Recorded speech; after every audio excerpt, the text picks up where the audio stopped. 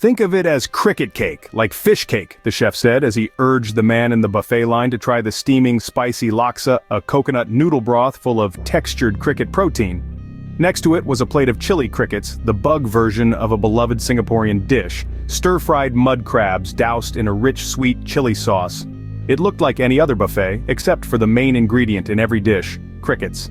The line included a woman who gingerly scooped stir-fried Korean glass noodles topped with minced crickets onto her plate, and a man who wouldn't stop grilling the young chef. You would have expected the diners to snap up the feast.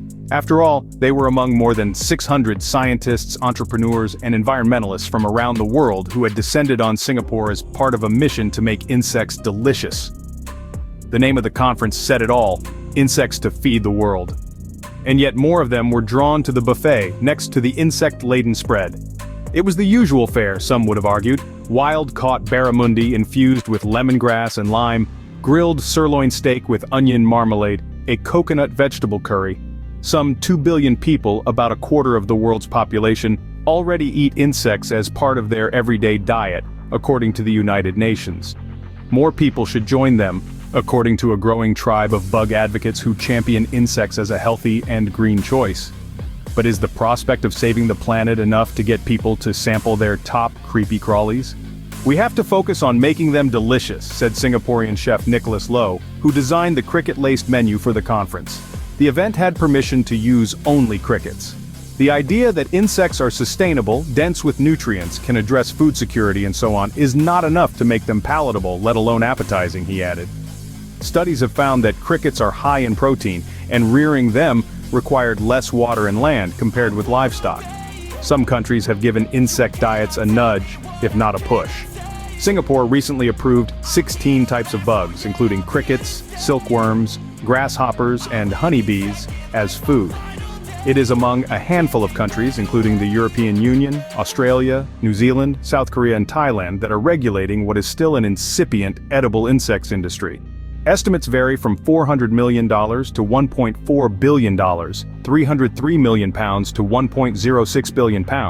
Chef Nicholas Lowe has had to find ways to break down insects to cook with them because people are not always up for trying them in their original form. For the conference, Mr. Lowe reinvented the popular laksa when he replaced the usual fish cake with patties made of minced cricket.